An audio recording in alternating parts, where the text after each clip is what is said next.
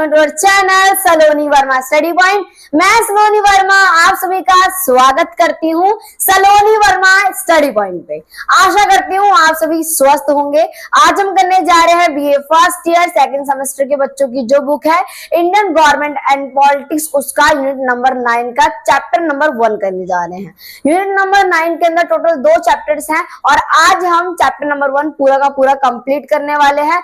जिन्होंने chapter number 1 का part 1 नहीं देखा है वो अवश्य देखिए, क्योंकि वो वीडियो आपके लिए बहुत ही बेनिफिशियल और हेल्पफुल होगी। चलिए जानना शुरू करते हैं। देखिए चैप्टर का नाम क्या, पहले ये समझिए। भारतीय राज्य की प्रवृत्ति जो है, यानी जो बदलती प्रवृत्ति प्रकृतियों के बारे में आप जानोगे कि भारत के अंदर किस प्रकार के चेंजेस आ रहे थे, भारत ने किस प्रकार से विकास करना आरंभ किया था। देखिए इसमें क्या, विकासात्मक और कल्याणकारी आयाम, यानी विकासात्मक कल्याणकारी आयाम, किस प्रकार के आयामों को भारत के द्वारा अपनाया गया और विकास किया गया। देखिए इसमें क्या है, भारत की राजनीतिक अर्थव्यवस्था के बारे में आप जानेंगे, उत्तर उदारवाद और भारतीय राजनीतिक अर्थव्यवस्था के संरचना और परिवर्तन के बारे में हम जानने वाले हैं। कि पहले तो हम जानेंगे उदारवादी विचारधारा क्या होती है, तथा हम जानेंगे उदारवादी विचारधारा के द्वारा किस प्रकार से अर्थव्यवस्था की संरचना में परिवर्तन आए। इसके बाद हम जानेंगे भारत एक कल्याणकारी राज्य के रूप में चुनौती और 21वीं शताब्दी में भारत, इन सब चीजों को जानना शुरू करने वाले हैं। देखिए पहला क्या है, भारत की राजनीतिक अर्थव्यवस्था। बेसिकली आप इसमें पढ़ने वाले हो कि भारत ने राजनीतिक आर्थिक रूप से किस प्रकार से प्रगति की, विकास की। जब भारत आजाद हुआ, जब हमारा भारत आजाद हुआ 15 अगस्त 1947 को, तो उस टाइम भारत के अंदर कई सारी समस्याएं थी। उन सारी समस्याओं का सामना करते हुए हमारे देश के स्वतंत्रता सेनानियों के द्वारा किस प्रकार के कदम उठाए गए और किस प्रकार से भारत को विकास की राह पर एक विकासशील देश की तरह आगे बढ़ाने की प्रक्रिया शुरू हुई। तो देखिए इसमें क्या है, 21वीं शताब्दी के आगमन में हम एक नए युग में प्रवेश कर चुके हैं, यानी हमारा देश भारत जो है एक नए युग में प्रवेश कर चुका है 21वीं शताब्दी में। अब देखिए इसमें क्या है, जिसमें बाजार की अर्थव्यवस्था राजनीतिक लोकतंत्र जैसे मात्र पूर्वी यूरोप तक ही सीमित नहीं थी। अब क्या है, यहाँ पे देखिए बाजार की अर्थव्यवस्था, यानी जो बाजार की अर्थव्यवस्था है। अब मानो जो पहले प्रोडक्शन हो रहा था, जो भी फसल होती थी, जो भी क्रॉप्स होती थी, फसलों को उगाया जाता, कृषि की जाती थी, तो पहले कृषि सिर्फ अपने लिए पर्याप्त थी, यानी अपनी पूर्ति के लिए की जाती थी, अपनी आवश्यकताओं को पूर्ण करने के लिए कृषि की जाती थी। परंतु बाद में कृषि किस लिए की जाने लग गई, सरकार को थोड़ा सा बेचने के लिए। परंतु अब जो है क्या हो गया है, बाजार अनुमूलन, यानी देखो इसमें आप देखोगे बाजार की अर्थव्यवस्था, यानी अब जो भी उत्पादन है, जो भी प्रोडक्शन है, उसे किसान सीधे बाजारों में भी बेच सकते हैं अगर वो सरकार को बेचना ना चाहे। तो इसमें क्या है, अब ये सबसे बड़ा कदम है। ये सिर्फ यूरोप तक ही सीमित नहीं है, ये कहा जा रहा है ये अर्थव्यवस्था, ये जो चेंजेस, जो परिवर्तन देखने के लिए मिलते हैं वो आपको कई देशों में से, देखिए इसमें आपको लैटिन अमेरिका में देखने के लिए मिलेंगे चेंजेस, अफ्रीका में, और देखो पीछे नियोजित अर्थव्यवस्था एवं बाजार क्षेत्र में राज्य के हस्तक्षेप में कमी को मुख्य कारक माना गया। राज्य यानी राज्य का मतलब गवर्नमेंट जो है, हमारी सरकार जो है, पॉलिटिकल की भाषा में राज्य का मतलब होता है सरकार, यानी सरकार जो है उसका ज्यादा नियंत्रण ना हो, यानी ज्यादा से ज्यादा हस्तक्षेप ना करे सरकार किसमें, अर्थव्यवस्था में। इस मांग को किया गया। तो इसमें क्या होता है, सरकार का हस्तक्षेप कहीं ना कहीं कम होता जाता है और लोगों को कहीं ना कहीं स्वतंत्रता दी जाती है। ओपन डोर की नीति होती है, वो अपने व्यापार को, अपने जो भी फसल है, जो जिस चीज का व्यापार कर रहे हैं उसे अच्छे से और बढ़ा सकते हैं। इसके बाद आप देखोगे कि राज्य का हस्तक्षेप को कम किया गया, तो मैंने पढ़ लिया है। तो स्थिर कर दिया गया, इसी कारणवश व्यापार उदारीकरण का विरोध किया गया तथा स्वयं को घरेलू उत्पादन तक ही सीमित कर लिया गया। यानी जो उदारीकरण है, यानी व्यापार में उदारीकरण क्या होता है, कहीं ना कहीं जो उदारवादी होते हैं लोग, वो पूरे के पूरे सभी धर्मों को समान मानते हैं। उनके हिसाब से हर एक धर्म जो है समान है, किसी भी धर्म को विशेष दर्जा नहीं दिया जाता है इसके अंतर्गत। तो उदारवादी कहते हैं कि लोगों को कहीं ना कहीं मौलिक अधिकार का समर्थन नहीं करते हैं, ये समर्थन करते हैं व्यक्ति को, यानी हम मनुष्यों को ज्यादा अधिकार, ज्यादा राइट्स दिए जाने चाहिए, चाहिए, क्योंकि मनुष्य एक ऐसा प्राणी है जो कि अपने निर्णय स्वयं ले सकता है, अपनी भलाई के लिए, अपने विकास के लिए स्वयं वो कार्य कर सकता है। उदारवादियों का विचार होता है। तो इसमें क्या है, ये जो उदारवादी उदारीन व्यापार जो है, व्यापार में उदारीकरण लाया गया है, जो खुली प्रतिस्पर्धा लाई गई है, ओपन डोर की नीति लाई गई है, उसका कई लोगों ने विरोध किया। अब विरोध क्यों कर रहे हैं? क्योंकि जो गरीब लोग हैं वो पीछे होते जा रहे हैं, अमीर और आगे निकलते जा रहे हैं। ओपन डोर में क्या होता है, कहीं ना कहीं लोगों को क्या समर्थन नहीं मिलता है। तो इसमें क्या है, अब लोगों ने कहीं ना क्या करना शुरू कर, स्वयं को घरेलू उत्पादन तक, यानी जो घरेलू उत्पाद होते हैं, यानी जो मान लो आप घरेलू उत्पाद तक स्वयं को बस सीमित कर लिया लोगों ने, और सीमित कर लिया, और जिसमें लघु उद्योग का संरक्षण किया गया। देखो लघु उद्योग यानी छोटे पैमाने पे किसी उद्योग को करना, किसी बिजनेस को स्टार्ट करना, मान लो अचार पापड़ का बिजनेस स्टार्ट करना, किसी भी चीज के बिजनेस को स्टार्ट किया जा सकता है। तो इसमें आपने ये समझा है कि भारत राजनीतिक अर्थव्यवस्था में किस प्रकार से खड़ा हो रहा है, किस प्रकार से भारत विकास करना आरंभ कर रहा है। आपको कई सारी चीजें देखने के लिए मिलेंगी। जब प्रथम पंचवर्षीय योजना हुई थी भारत के अंतर्गत, जब प्रथम पंचवर्षीय योजना हुई तो भारत में कृषि को बढ़ावा दिया गया। अब कृषि को बढ़ावा देने का पर्पस क्या था? क्योंकि 75% लोग कृषि पर आश्रित थे। भारत में ज्यादातर लोग, यानी स्वतंत्रता से पूर्व तथा स्वतंत्रता के बाद भी लोग कृषि किया करते थे। कृषि को इसलिए बढ़ावा दिया गया क्योंकि ज्यादा से ज्यादा लोग क्या कर रहे हैं, कृषि वाला कार्य करना पसंद कर रहे हैं, उसमें वो कहीं ना कहीं बोल सकते हो परफेक्ट हैं। अब बात आती है इनकी कि गैर कृषि कार्य जो है 25% लोग कर रहे हैं, यानी ज्यादातर 75% लोग क्या कर रहे हैं, कृषि कार्य। तो हमारे देश के स्वतंत्रता सेनानियों का मानना था क्यों ना कृषि को ही आगे बढ़ाया जाए। जब ज्यादातर भारत की जनता कृषि पर आश्रित है, भारत की अर्थव्यवस्था कृषि पर आश्रित है, तो क्यों ना कृषि को ही बढ़ावा दिया जाए। देखिए जब भारत में दूसरी पंचवर्षीय योजना होती है 1956 से 1961 में, तब भारत में कहीं ना कहीं इस बार आप देखो कृषि को बढ़ावा ना देके उद्योग को बढ़ावा देने की बात की जाती है। और इसमें सबसे बड़ी दिक्कत ये आती है कि भारत का 1962 में चीन के साथ युद्ध हो जाता है, 1965 में पाकिस्तान के साथ युद्ध हो जाता है, और हो गए 1971 में देखोगे आपके भारत का पाकिस्तान के साथ दोबारा से युद्ध हो जाता है। तो बताने का पर्पस ये है कि ये जो दशक था इसमें भारत के कहीं ना कहीं खाद्य सामग्री पे बहुत ही ज्यादा कमी देखने के लिए मिलती है। यानी जो कृषि कृषि उद्योग को पंचवर्षीय योजना में जो कृषि को बढ़ावा दिया गया था और जो उपज अच्छी हो रही थी, पैदावार बढ़िया हो रही थी, और वो घटने लग गई है। यानी आप देखने वाले हो जो एकीकरण किया गया था 34 पॉइंट जो है 5%, और वो घटकर जो है 17.5% हो गया। यानी कि भारत में खाद्य उत्पादन में अब कमी होने लग गई है। जितना विकास किया गया था अब उतना वो क्या हो रहा है, आप देख रहे हो कि कमी आ रही है। कमी आने का कारण क्या है कि भारत का पाकिस्तान के साथ युद्ध हो जाना और चीन के साथ युद्ध हो जाना, इसी की वजह से भारत की आंतरिक तथा बाहरी स्थिति खराब हो गई थी। तो देखिए इसमें क्या है, अब आप समझ, देखो आपका एक टॉपिक कंप्लीट हो चुका है, भारत की राजनीतिक अर्थव्यवस्था आपको अच्छे समझ आ चुका है, मैं ये मान रही हूँ। अब देखिए उत्तर उदारवाद और भारतीय राजनीतिक अर्थव्यवस्था के संरचना और परिवर्तन के बारे में हम जानने जा रहे हैं। तो देखिए भारत की अर्थव्यवस्था में परिवर्तन की शुरुआत 1980 के दशक में अवलोकित की गई थी। यानी भारत की अर्थव्यवस्था जो है उसमें परिवर्तन करना, क्योंकि भारत क्या है बहुत पिछड़ा हुआ था। क्यों पिछड़ा हुआ है? क्योंकि अंग्रेजों ने भारत पर शासन कर रखा था, भारत में बेरोजगारी थी, गरीबी थी, भुखमरी थी, उन सब परिस्थितियों का सामना करना था किसे, हमारे देश के स्वतंत्रता सेनानियों को। तो उनके सामने इतनी बड़ी समस्या थी, तो भारत में अर्थव्यवस्था में सुधार करना अत्यंत आवश्यक था, क्योंकि भारत की आर्थिक और राजनीतिक स्थिति पूरी तरह से ध्वस्त हो गई थी। तो देखिए इसमें क्या है कि अर्थव्यवस्था में कई तरीके से परिवर्तन करना शुरू कर दिया गया। 1980 के दशक में आलोकित किया गया, परिवर्तन चेंजेस करना आरंभ कर दिया गया है भारत की अर्थव्यवस्था में। हालांकि 1991 से व्यवस्थित रूप में संरचनात्मक परिवर्तन का आरंभ हो गया। घरेलू नियमांकन व्यवस्था में परिवर्तन की भारत की जो वैश्विक कूटनीतिक के अनुसार स्वरूप था। अब भारत में वैश्विक कूटनीतिक की बात की जा रही है, वैश्विकरण की बात की जा रही है कि भारत में वैश्विकरण को अपना लिया गया। जब भारत ने वैश्विकरण को अपनाया तो भारत की स्थिति, भारत की जो जीडीपी है उसमें बहुत वृद्धि देखने के लिए मिलती है।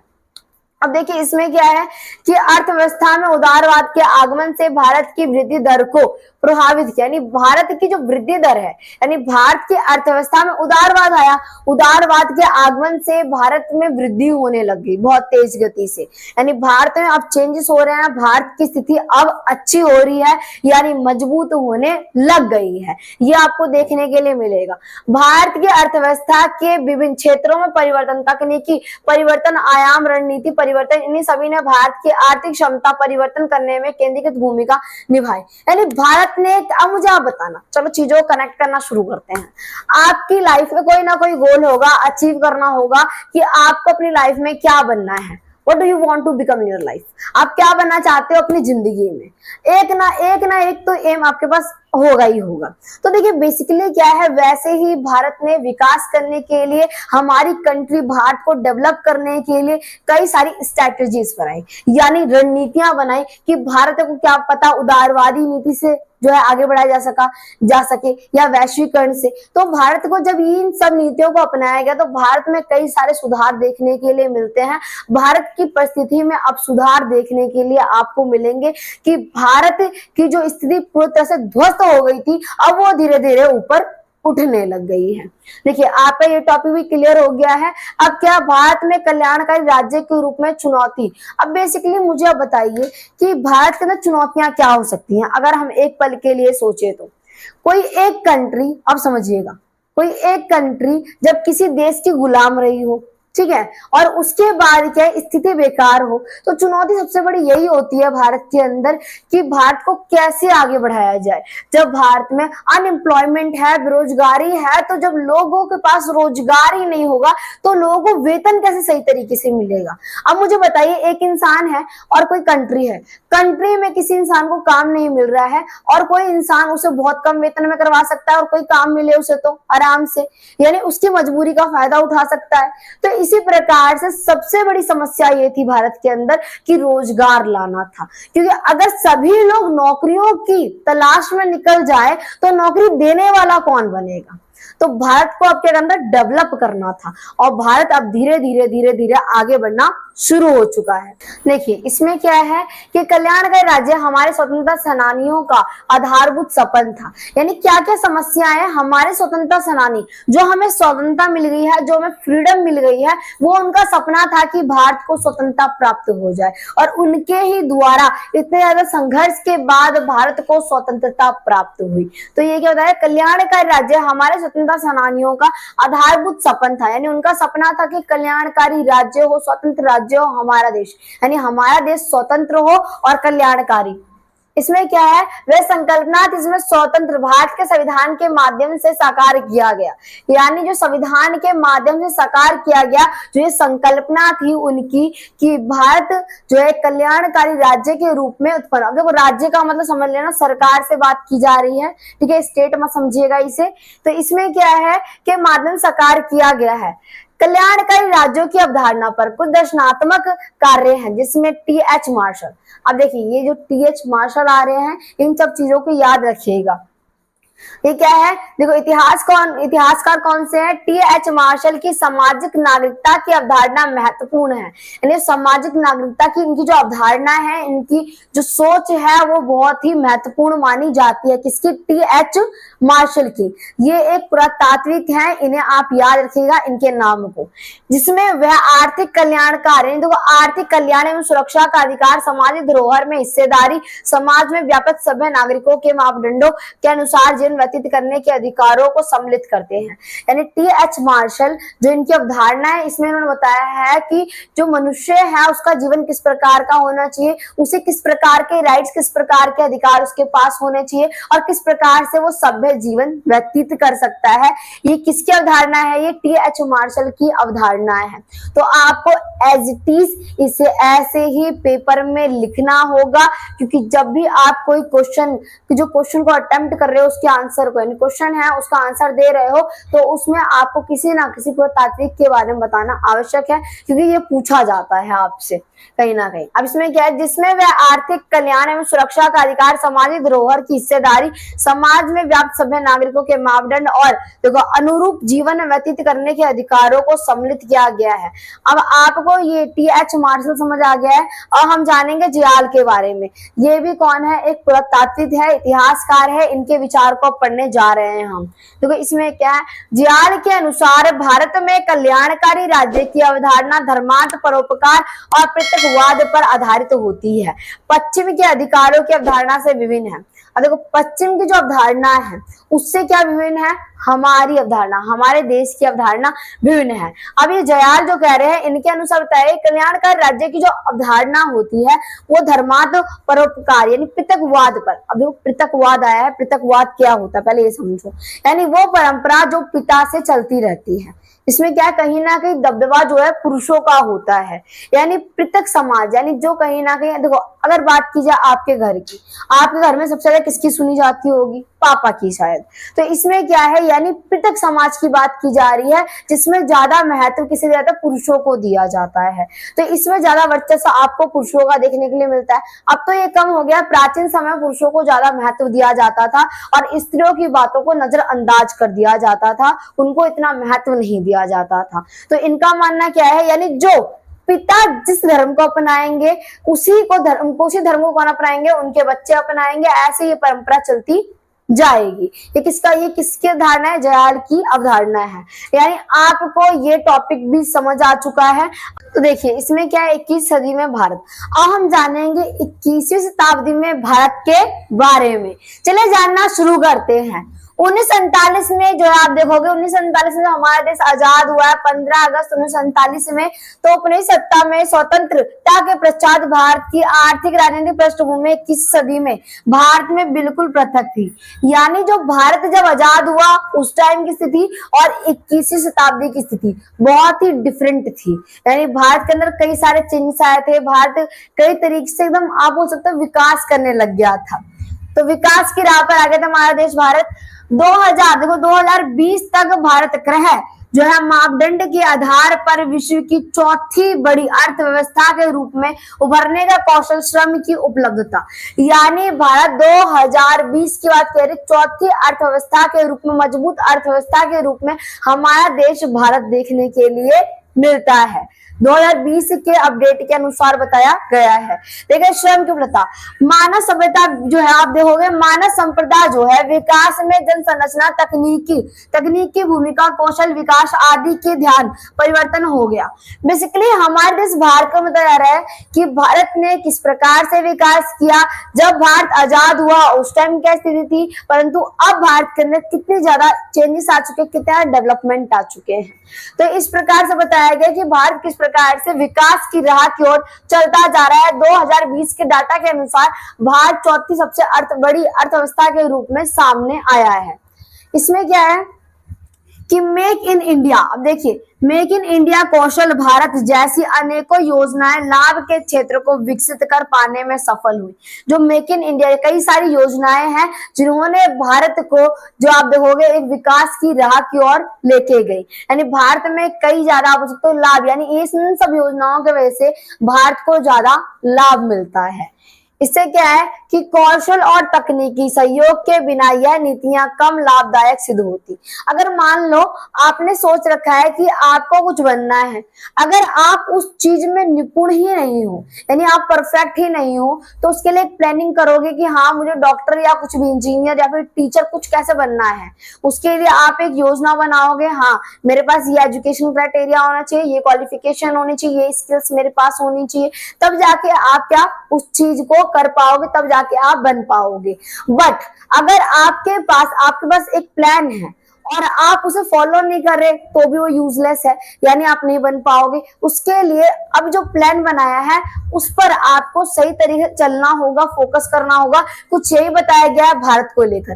भारत में नहीं बताया जो कौशल और तकनीकी सहयोग है उसके बिना ये जो नीतियां हैं वो कम लाभदायक होती। अगर नीतियां बना तो दी, परंतु दिक्कत क्या आती, अगर उनके पास तकनीकी कौशल ही नहीं होता तो हम किस प्रकार से नीतियों को लागू करते। तो आशा करती हूँ वीडियो अच्छी लगी होगी। वीडियो को लाइक, चैनल को सब्सक्राइब जरूर कीजिएगा और प्लीज वीडियो को लाइक जरूर कीजिएगा।